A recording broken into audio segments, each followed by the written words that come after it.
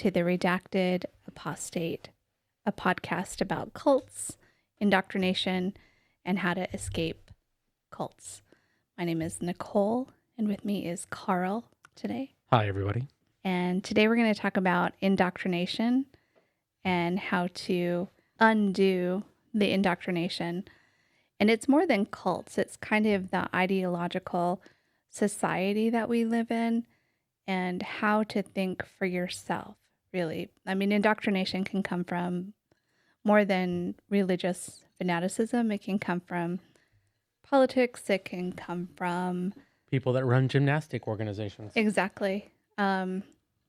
Self-help is the latest craze now. Self-help gurus that are actually cult leaders. It can come from an overly toxic parent that indoctrinates you. Yeah. So I do have a question about that. So you say that self-help is kind of the cult du jour right now, but is that really true, or is that just the name that we're applying to the set of principles and philosophies that have kind of occurred throughout cults, I would say, for the past 50 or 60 years? Yeah, I don't know. That's an interesting question. I mean, the online cults are rising, and it's coming out of the self-help type industry. So people that really are not religious, and so they don't look to... I think in the 50s, 60s, and 70s, you saw a lot of cults around Jesus and end of the world and apocalyptic, and those are definitely still out there. Mm-hmm. But a lot of people realize those are cults. Like, there's been so much information, they know that they're cults, but they want to be better. They want to become better, and so they seek out online resources to become better. Right. And then they get involved in a group that is highly cultic. Yeah, because the two that I'm thinking of, Batshit Country. But they were not self-help. They were... But I thought they started off with helping people that were drug users and... No, that was the synonym. Okay. So two different groups. Gotcha. Well, I did know they were two different groups. Yeah. So the Batshit Country, I don't even know the name of it now. It doesn't matter. It is forever in my mind as Batshit Country. Yeah, so. I know. I love it. So no, they were around kind of Hindu mysticism. They're part of that whole... Guru. Yeah, Mm-hmm. the guru cult that arrived around the 60s. Right, and so that's Jesus, guru. I kind of put them all in the same type of savior. Oh, that's interesting. Yeah. Like, there is a savior. A holy man that knows more and speaks for God, or is God, or... And has all the answers. Right. That's really the key. Like, Right. Here is this guru, here is this Jesus, or here is this religion. We have all the answers. And we have seen so much information lately about... And I think Jim Jones kind of went a long way for that. Yeah. Now, one that did actually start out, I think, as a help is the Heaven's Gate. Oh, maybe not. Well, Nexium was definitely one of them. Nexium is definitely self-help. Self-help, yeah. They seem like one of the first of that kind of, the real big push into we are going to make you a better person, not spiritually, but just a better person. Right. Because then they start like with, corporate gigs, like, you can be a better corporate speaker. Mm-hmm. And, then drink the Kool-Aid. Yeah, exactly. And so theirs is like, this man has all the answers. But that's the key. That's the common thread among all of this. Like, Oh, yeah. if you're in a highly indoctrinated family and your mom is the one with all the answers and she doesn't allow you to think for yourself, or your father, whoever it is. Are you describing our family? You are not allowed to think for yourself. Well. You must. Done. Doing it right now. You want me to tell you what to think right now? What to say? I would love that, actually. It's not being an occult. That's just me being an idiot. So I want to preface all of this saying that I was in a cult until I was 25. And when I was 25, I escaped literally with the clothes on my back. And barely that. Yeah, barely that. Lived in one of those hotels. I wasn't ever living on the streets. I was living in one of those weekly hotels because at the time I actually had a job as a customer service technician, doing customer tech Yeah. support. So I had a job. And it was, And that was for the ISP, right? At the time. uh, well, that was the first one. I was still in the cult when I had that one. Right. And I worked for Prodigy. Yeah, I remember. I was Yeah. trying And not to use names because, that company's still around and could sue right. at any moment. I love it when I find my Prodigy frisbees. It's like, oh, remember this? So I had a job. Hmm. So I had money coming in, not a lot, but money Enough. Yeah.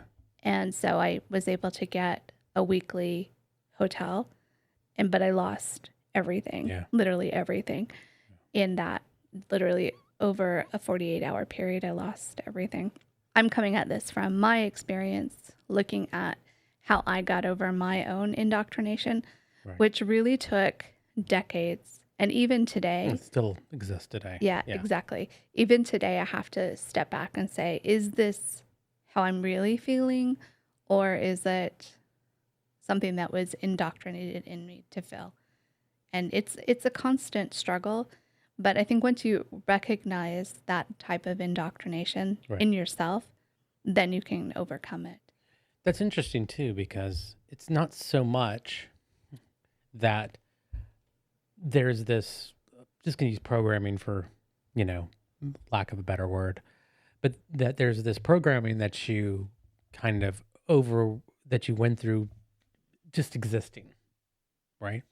It might have even been systematic. It was just part of the culture around you of this, kind of familiar programming, family programming, that you went through. But it's like when you're out, you can never understand if that is the programming or the family way or the religion or culture or cult way, or is it my own thoughts? Mm-hmm. It is interesting because I think a lot of people go through that to lesser degree. I think a lot of when you get into this, existential kind of understanding of yourself, right? Even, me who was never in a cult, Southern Baptist is highly controlling Mm-hmm. religion as well. Well, that's the IBLP, but your family didn't take it to that extreme. You would think so, right? But I think they did to parts, right? And that's what I mean is like it's this, we're talking about degrees. We're not Mhm. talking about, oh yeah, I was in a cult, but it was definitely very cult-ish. Speaking of tongues, the whole nine yards. The religious path of my dad, he was always searching for answers. Mm-hmm. But coming back to it, I still wonder. I still like go, oh, should I be doing this? Because if I do, I might go to hell. It's like, well, where did that come from? You don't believe in hell, like to my core. You know Mhm. me. I don't believe at all. But yet that thought comes up. Yeah. And so and that's what I've learned in this whole process is when those thoughts come up, acknowledge them Mhm. and then let your rational mind take over. And that's really kind of another interesting thought about indoctrination because a lot of times people will say, oh, this just felt right or go with your intuition. Well, when you're raised in a cult, Your intuition tells you the wrong thing. yeah, that's not the right thing to do. Right. Unless you have developed logic-based intuition, and that takes years to do. I mean, it really is a lot of work. Saying, oh, I just let my intuition or, if something feels Follow right, your gut. follow your gut Mhm. is really not the best advice. My gut tells me that I should have 6 wives and drink Diet Coke. So, There you go. Yeah. my gut's not really telling me the things that I need to be hearing right now. Yeah, exactly. Exactly. And so you have to honor those thoughts Mhm. and then step back and say, okay, logic it, think about it. And also look at the opposing side. Well, I think that's good for anybody, Mhm. whether they're in a cult or a normal relationship. And I got a drink in my hand, so I can't do the air quotes for normal. With anything in your life is, yeah, there is a point that's like trust your gut. I think it's not trust your gut, but listen to your gut. And with anything else that you listen to is, why is my gut telling me this? Unless you're walking down a dark alleyway and something's telling you need to leave. Yeah, just go with that. Just get Yeah. the frick out Be of there. safe. Yeah. Yeah. Yeah. But when it comes to and this is where people jump from cult to cult to cult because it's what's familiar. They're in one cult and then they find another group of people and it's a familiar feeling. And so they join that other cult. And I have seen it online where people, so I'll give you a really funny example that happened a couple of years ago. And I love YouTube drama. It's hysterical. This YouTuber who did anti-cult YouTube videos, he was going to Thailand for the reasons why you would go to Thailand. I don't know I don't know what you can and can't say on podcasts. Well, he's drinking, have a good time. We know what it means. Yeah. So it came out that he was doing this, and he has a wife with 2 kids. Oh, that guy. Yes. Yeah. Yes. He went on a live stream and was crying about how he goes to Thailand and how someone was trying to ruin him for his own actions by calling him out that he goes to Thailand. But he was part of the leadership, right? I mean, he wasn't. No. He's just a That's YouTuber. Right. Yeah. He's just a YouTuber. That was exposing the cult. But he left. He was a former member. He's an anti-cult activist, is what he was. Yes. Okay. But wasn't he also he was part of their leadership, right? No. I thought he was. No, he's not part of any. No. So at the time, it's like, well, and he's like, well, in this cult, I was sexually repressed, and now I'm out, and now I'm like allowing, but he stayed married, and whatever they have within their marriage. Whatever. But he was also taking people's money. Yeah, exactly. And part of it was our money. Yeah. So I was giving him a monthly stipend, part of the Patreon, because of the work that he was doing. I'm not interested in that. I never watched that content. Right. Except for when it came up on the live stream and it said, I went to Thailand, and I was like, what? What's that? I'm going to watch that. And I saw it in real time. A lot of people didn't see this in real time. And then he had it scrubbed. And then he started going after people that reposted this. Right. And his group of followers fought for him to the end, never acknowledged what he was doing. Because they're just the same ideology that they've had from the beginning. Yeah. It's like, oh, has this good cause. We love him. And they would attack other people that would call him out. And that's, again, and people would say, you left one cult and now you're in this other cult of this YouTuber. The cult of personality. Exactly. That's what he was. He was the cult of personality. Yep. And he was a shady, gross guy. Yep. Instead of acknowledging, I always wonder, people that get caught, when he was going to visit people in Thailand on a business, not personally, but for business. No, it wasn't on business. It was that he was taking it was for a business. mental He break. was purchasing a product while he was there. Right. He went there for business purposes. Yep. Yes. That Thailand is known to not export, but to get in Thailand. Instead of just going, yeah, I do that because that's what I like. Take it or leave it. Yep. It became this huge thing. Right, because he kept denying it. Yeah. And then fought it. And then even though he went on a live stream and confessed, it was hysterical. I stopped giving him. He lost about half of his Patreon supporters. But he kept the other half. He kept half of them. Right. The other half vehemently supported him and argued with other people and never was able to look at the alternate side as to why someone wouldn't be interested in supporting him or listening to him or anything like that. That's ideology.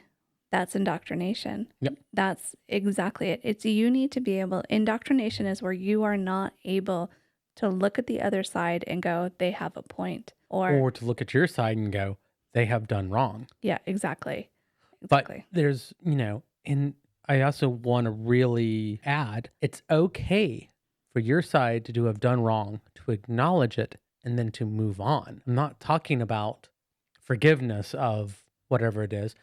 And then oftentimes there's no forgiveness to give. These are artificially imposed rules. Exactly. What he did was someone else's idea of what morality is. Mm-hmm. That's not what I have a problem with. If you would have told me, hey, this guy's going here and he's doing this, I'd have been like, okay. Gross. Yeah, but okay, sure. Yeah. Does his wife know? Is she okay with it? If so, then okay. Yeah. But that's it. That's the end of the conversation for me. I don't care. I don't care about this person enough to worry about what he's doing and not doing. Yeah, but I don't want him using my Patreon money to go to Thailand. Me personally, I don't want to support that. But I understand that too. But that's the point. That's also the problem with public eye and any of these cult of personality things, is that you have to accept you're giving money to someone who might do something that you object to. Right.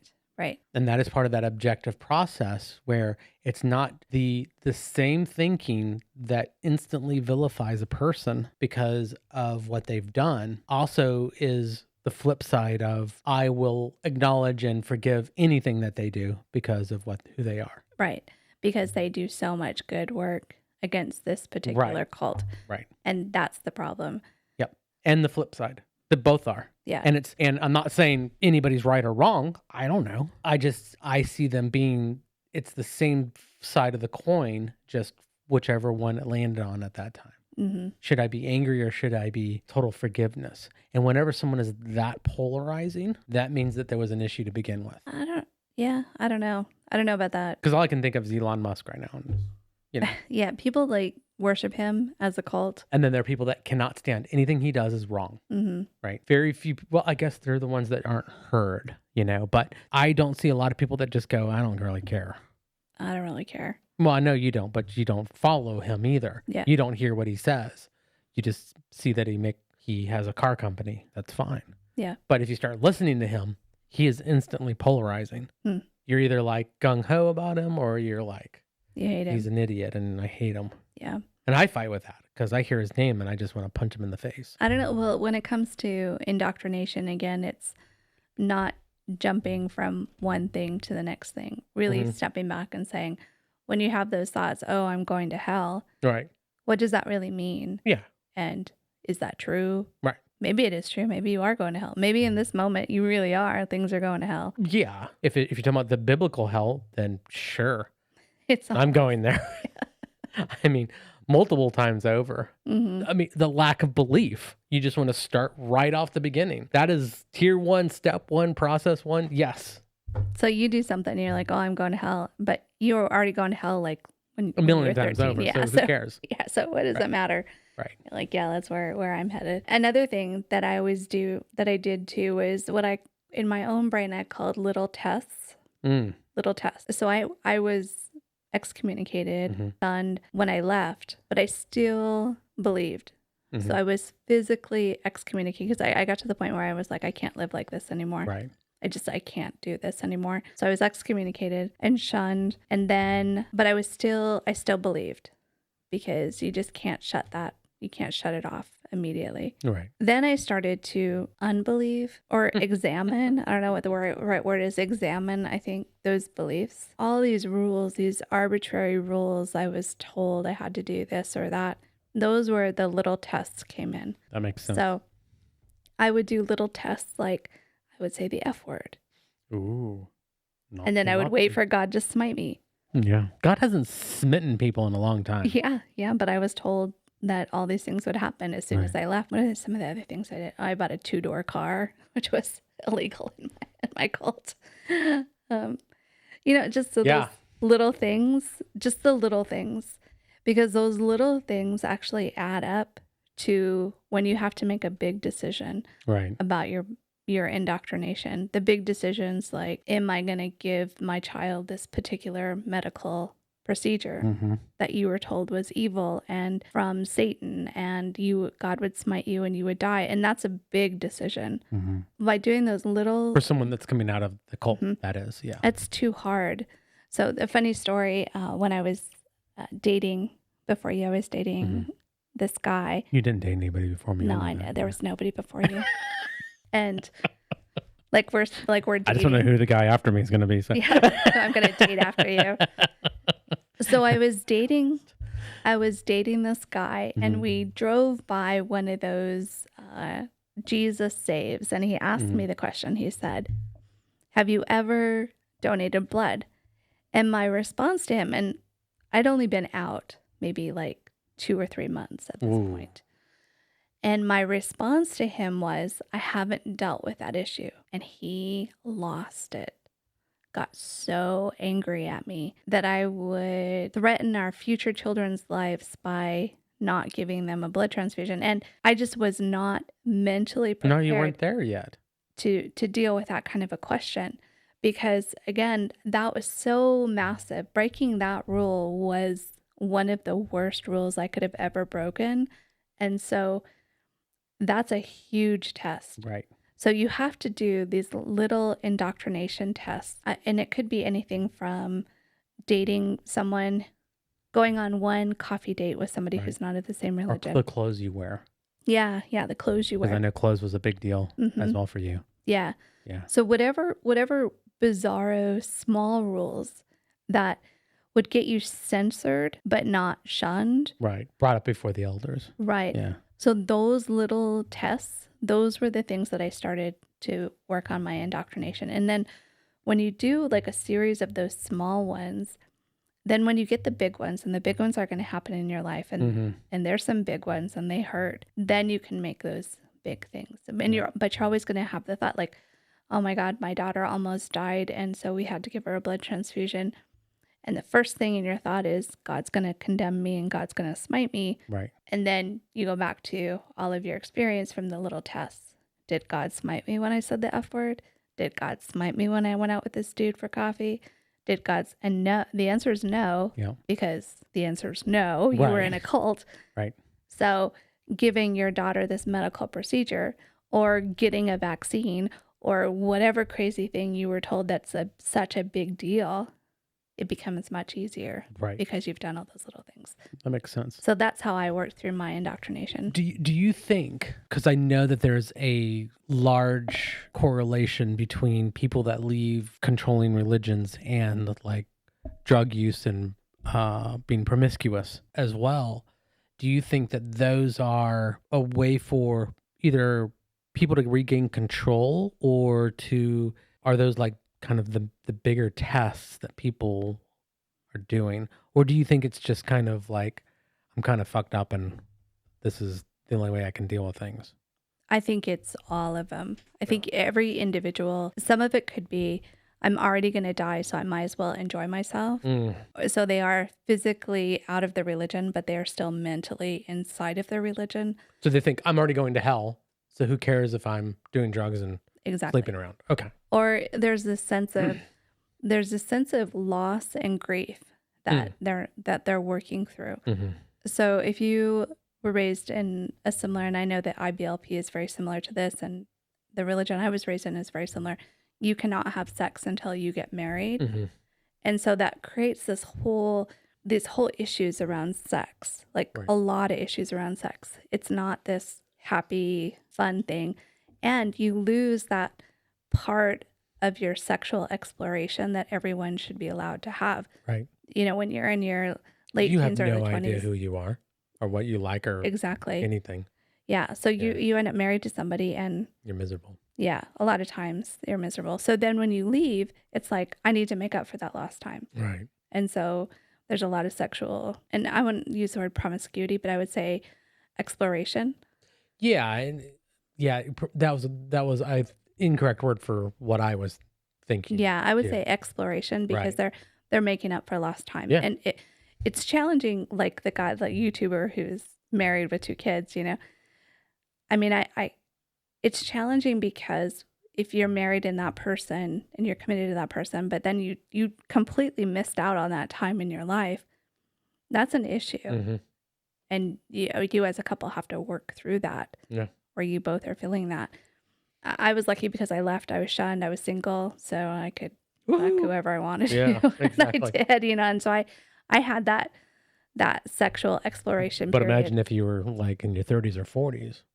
It's a little weird, yeah, but not unexpected. Yeah. So that's different than drug use. So drug use is that sense of escaping, which can lead to self-harm. Yeah.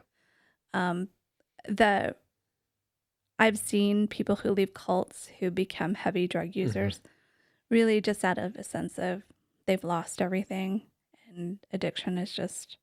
Well, I remember watching that documentary on all the kids that escaped the Mormon group, and how like every single one of them was a meth addict. Like crazy. Meth and fentanyl, yeah. And it's like, you know, and I get it too. Like some of those regions too, like, you know, probably the population is higher propensity of using meth in other areas because they're, lower income, don't have support or whatever. But it was like 100% Yeah. almost of these kids that are coming through. And so that's challenging too, because they escape that one cult and they go live with their 59 million other brothers and sisters, and they've found meth, and so they introduce it to the kid. Right. So it's kind of this perpetual cycle. Yeah. So they're escaping to their families who are drug users. Right. So they're going from one really bad situation to some difficulty after that. And then, that's probably looked at within the cult as being, look, see, right there. Everybody that leaves Exactly. does meth. You become a self-fulfilling prophecy, Right. which is which should be another topic for another podcast, because I got a whole thought about that because that's what happens. They tell you that because this is how life works. So basically, they're telling you, if you leave me, this is going to happen. And then that thing happens. And in your mind, you say, well, there you go. They were right. Yeah. But without that logic of really understanding that that's indoctrination, that's control, that's high control, that when they say this is, because that's what happens to everybody. Right. This is life. Life is hard. Yeah. Life throws stuff at you that you never could imagine. And when you leave that cocoon of that supported group, you're going to face those artificially supported group. You are going to face this type of thing. Right. And cult leaders know that. Yeah. And that's how they get that circle to get them to come back. And I think that's how the Amish do it. They give them their Rumspringa. Like when you go to Rumspringa, this is what's going to happen to you. And then that's what happens to them. And they're like, oh, I need to go back. Yeah. It happens to a lot of groups. Yep. Or people, what's really hard in the cult that I grew up in is they preached and said that gay people were going to be killed by God. Yeah. And so if you were gay in that, you had no hope. No.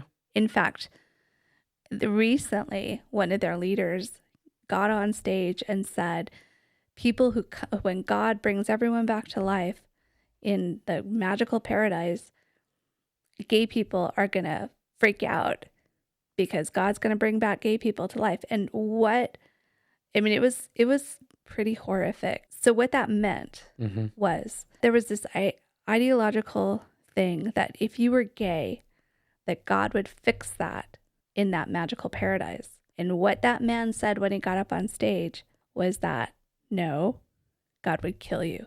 So it didn't matter what you did. Yeah. You were going to get killed by God if you were gay. Nice. Seems like a nice guy.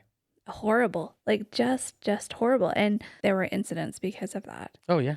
Because if you're in this organization and you're holding your shit together and you're not acting out and you're following the rules. All someone says, God's going to kill you. And God's not going to cure you of your mental illness. Right. And it's like, then what's the point? Right. Like I'm living towards this end of life paradise goal. If God's not going to fix it, then what's the point? Why am I here? Damn. So one of two things happened. Either they committed suicide or it made them wake up and leave, because it was like, wait a minute, this is a huge change in belief system that directly affected them. And that's another little test, right? Yeah. Actually, that's more of a big test. But if you leave and I have sex with a woman, and you wake up the next morning and I'm like, God didn't kill me, I'm still here. Are you thinking about this? No, but it is. I mean, it's. I always kind of view the idea of God as like Santa Claus, right? He knows everything about you. He knows everything you're doing. So it doesn't even matter how you live. It's how you think, right? Yeah. And I think that's part of the issue with it, is that you could do everything right on the outside, but if you still have those thoughts on the inside, you're still going to go to hell. Yep. And you're still going to be murdered by Jesus. So I'm just imagining with, Jesus with his cum gutters. and Uzis, because that's how I envision my Jesus. Yeah. Yep.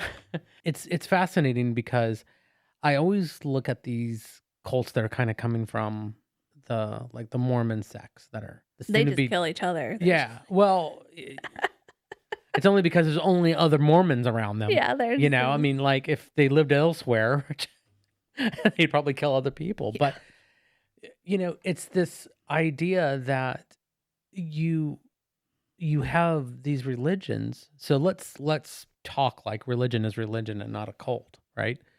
But you've got these religions that are highly susceptible to these cults because of the teachings that are inside of them. Mhm. It's like Yep. all the words are there, all of everything's lined up, and all it takes is for someone to just twist a sentence. And Mormonism is a classic example of that. The Just cult I was raised in, the leadership controlled so that would never happen. right, What happens in Mormonism? Mormonism is so interesting because anyone can call themselves a prophet, right. and that's part of their dogma. So they can call themselves a prophet, and that's why we end up with dead children and Hmm. and it's so funny because I watched that cult programming this like Daughters of the Cult or something where Hmm. Bryan Cranston plays the cult leader on the Lifetime channel. And that cult was killing babies. Yeah, They were killing small children. And so the fact that now we see the other cult that killed the two children, hmm, this is nothing new. yeah, This happened in the 70s and 80s. This is nothing new. yeah. It goes back to if someone says, "Hey, I am a prophet." That's what Joseph Smith And said. and you are told to believe it. Yeah. Yeah. And if your dad says, "I'm the prophet and you need to go marry this guy when you're 13, you got to do it." All right, so I know what I'm gonna do. I'm gonna call myself a prophet. It's easy. Yeah. What are you talking about? Uh-huh. Sure. Damn it. Other than that, I don't know how to break free from indoctrination other than really just examining your own thoughts. And I think having a therapist and really going to the communities, the forums, and talking about how you're feeling and looking at other Right. sides, I think that's another way to kind of get rid of the indoctrination. But I think also it's important too to understand what the indoctrination looks like. Like how does it work on you? It's like understanding brainwashing to get rid of brainwashing. You yeah, know, so that's another good point. Read books about brainwashing and indoctrination, and read books about other cults, not the ones that you were raised in. because I think So, the big thing is it's not only leaving the indoctrination, right, or thinking your way out of it. It's also being able to see it, right? Because if you just deprogram yourself and then everything's fine, it's like no, you need to realize when another group might be doing it, or hmm kind of like, oh, I'm stopped doing heroin, but I found this great drug called cocaine. It's like no, that's not how it works. You gotta or like people who leave a cult and then they become QAnon people. yeah, Like that's, it's like, okay, that's exactly the same thing. yeah, And when it comes to QAnon is easy to look at your indoctrination and say, is this factual? And really go to other factuals. And there's this one YouTuber that talked about it this way, and I thought it was really interesting. You listen to Fox News and you listen to CNN, right, the both on the opposing sides, and you think of it as like a Venn diagram. And where the information overlaps, that's the truth. or more the truth. Yeah, Because they that's both could be usually, reporting on the same stupid thing. but that's usually what you can rely on. And then you Yeah, do another source, like right. and if you did CNN, Fox News, and Al Jazeera, right, Right. and you looked at what you're looking at, and you look for what's the commonality between all of them, that's more than likely the truth. Right. So identifying what the truth is will help you figure out whether you're indoctrinated or not. Yep. Another thing he said too is, and you were a Boy Scout. What was Yeah. the term? What's the Boy Scout term? When you're orienting yourself, you find a place. There's a term for it. It's not mountaineering. I thought it was just orienteering. No. Well, in regards to what? Like, The way that they tell you, and this is the way he described it mhm, with the Boy Scouts, is that you orient yourself with a known location, Right. like a mountain or a Right. building or something like that. And then from that, you can navigate your way around wherever you're trying to go. Yeah, it's orienteering is what it is, but I'm sure there's another term within that. Yeah, there's the Yeah. term for that specific action. Right. Probably if anyone ever listens to this, they'll be like, it's that. It's Yeah. that. I don't know what it Yeah. is. I can't But, remember. you know, Anyway, have fun with that. put it in the comments. What he said is use that philosophy when you're trying to think for yourself. And when I heard that, I was like, oh, that's good for indoctrination also. Because if you can focus on something that is true, then that will help you release you from the indoctrination. What is it? What is that true thing? And that true thing might be your value or what's important to you or whatever that true thing is. And then you orient information based on Right. that. Right. And again, that's going by logic and not, oh, this feels right. This is what feels right. And I think this is what feels right leads to drug use, Yeah, it's almost like creating, is idiom the right term? Like for yourself. Like you create a certain set of values or your own roadmap, your own for yourself. And but again, you go right back into the okay, I'm going to create these for myself. Here's my first one, which is that if I have a gay thought, I'm going to hell. Whoa. so that could be your big mountain, right? Right. So you take that example. That's your So it might not big even mountain. Be true, but it's true for you right at that moment. Right. So and then you can so your big mountain or your big landmark that you're orienting your mind around is I am gay. I am okay. Right. And God is not going to kill me because I'm gay. Right. That's a huge one. Or I'm going to give my child this medical procedure. Right. That's a huge one. Right. Okay. So I'm going to vote Democrat. Huge one, right? Yeah. So that's your landmark. Right. That you can orient yourself against. So, okay, I got you. So it doesn't even have to be something that is outside of the indoctrination. It is a piece of datum that you can deride falsehoods and positives away from depending on your tests. Mm-hmm. Yeah. Yeah. So like that mountain might not be the direction you need to go, but it's there whether you're getting further from it or closer to it. Right.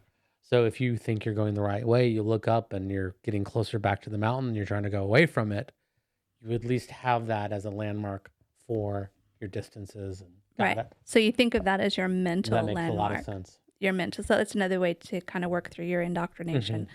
So where I did it were little tests. Someone could do it the opposite. They could do that big landmark. Okay, so if I'm gay and I'm okay and God's not going to kill me, this huge thing, then God's not going to kill me if I go into a church, or God's not going to kill me if I wear. I don't go into a church. If I wear short shorts, or if I, those little things that pop up in your head. And when those thoughts pop up in your head and you orient yourself. Okay. There's my mountain. There's my mountain. Still there. Okay, there's the thought. Okay, there's my mountain. That's a ridiculous thought. Move it away. Right. So it's all about, like you said, unbrainwashing yourself and figuring out your own sense of identity, your own sense of mapping and what's important to you. So do you think it would be easier to start off with a little hill or a big mountain? I think everyone's different. So I like this conversation because the way that I did it may not work for someone else, but either one is fine because either one will work. You were in a ditch, so there wasn't even a mountain, right? So the first thing you had to do was, where the hell is the handhold so I can get out of the ditch? Yeah, exactly. And then it's like, oh, now I see a little pebble. There's my marker. And I can go from there. And I can build my mountain slowly. Yeah. And because I wasn't really dealing with huge senses of self, like I wasn't gay, I just didn't want to live by those rules anymore. So it was a little. You didn't want to marry pedophiles. I didn't want to marry a pedophile. Yeah. Yeah, that's kind of. Which is kind of a big hill. That's a big mountain. Yeah. It's like I'm gonna leave because I don't want to marry a pedophile. Hillary looked at that thing and went, "Fuck this." Yeah. I thought my mind first went to Hillary Clinton, and I was like, was she what? No. Oh, you're talking about Hillary's stuff. Look at you. I'm smart. You're smart. Did I do good? Did I do right? Yeah. Remember, no thinking. You must obey. I'm just writing. I'm just reading what you wrote down for me. I don't even know who Hillary is. I was thinking Hillary Clinton. Oh, yeah. Anyway, I don't know what else there is to talk about. I'm sure there's a lot of we could talk about this for a long months. time. Yeah. But we are not therapists. We're not telling anyone what to do. No. 100% not a therapist. We are just... Those guys are crazy. No. Oh my God, no. I've had therapy over the years that's like really helped me. And I went and saw a cult therapist. I remember. Yeah, specifically. And that guy helped me a lot. Yeah. Helped me work through indoctrination. Yeah. I remember meeting him. Mm-hmm. Yeah. Yeah. I remember giving them shit. And that was almost 5 years after I was out that I actually went to a cult therapist that specialized in high control. And because I knew I needed that kind of help. Do you think that would be something vital for someone to it might not be a therapist, but a person that is knowledgeable in high control groups and cults to talk to them earlier, sooner than later?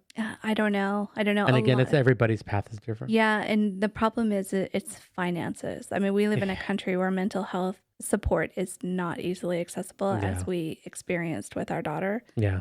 I mean, it is really challenging to get and for us, mental health experience. To get someone for us is not easy as well. It's really hard, and it's expensive. I mean, it was so expensive when I did that, but I knew I had to do it. Yeah. I had to do something. And I remember paying out of pocket for that guy because I didn't have that kind of insurance. Yep. And so, and a lot of this stuff, like, I didn't know. I didn't have basic information about how insurance works. And this was before YouTube, where you could kind of learn about stuff. I was just saying that YouTube has really been positive with these kind of things. You also get a lot of misinformation too. Yeah, so but at least it's some information. And if you're watching multiple... Again, this is back to the Venn diagram. Your information, right? Yeah. Right. If you just leave a cult and you don't know anything, like I didn't know anything. In fact, people told me that you had to lick a Christmas tree to know whether it was ripe or not. And I was like, okay, well, where do you lick the Christmas tree? Like, why do you? Oh, it's like, oh, that's how. And I'm like, what's it supposed to taste like? I was asking all these questions, and they're like, we're just joking with you. I'm like, oh. Well, you can't do that. You should not. Like, I was like, and people used to mess with me all the time because they knew I had no idea about anything. I was like a blank slate, and people would mess with me all the time. Wow. It was pretty funny. It was really funny. God, I'm sorry I missed that. Yeah, it was so funny. People would say the weirdest stuff to me. And I'd be like... But what's so bad is then you hear someone say something weird to you, like, you're supposed to do this, and you're like, aha, very funny. No, yeah. I'm actually quite serious that you really need to do this. I mean, people are messing with me left and right. It was so crazy. But I had no experience with insurance. I had no experience with basic living skills, all that kind of stuff. And now and I had to... It's like leaving prison, right? Yeah. Oh, yeah. Yeah. Nothing. And now people who leave have a little bit more access to resources than I did. And so they can look up how to do things, how to file insurance, how to work with insurance. And again, it's back to that Venn diagram. Think about, you watch this YouTube video, you watch this YouTube video, you watch this YouTube video. Are they all saying the same thing? Yeah. Are they all saying the same thing? And if they are in that center, then that's more than likely the truth. And then you can take that and do more research on that specific thing. Right. If they say all this weird stuff and this person says all this weird stuff, and none of them overlap, you're like, okay, neither one. Moving on. Let's find the next video. Accurate. Yeah. Yeah. Yeah. Do not like and subscribe. Yeah. But I think that's it for today. Cool. I think it was a good conversation. Yeah, I like it. Yeah. And thank you for listening. And like and subscribe this. Like and subscribe, and have a fabulous day, and know that you are valuable no matter where you are on your journey. Whether you're just starting out or you're 50 years in like I am, in any point in your life, you are valuable, and you're still gonna have issues. Even if you weren't in a cult. Yeah, that's it.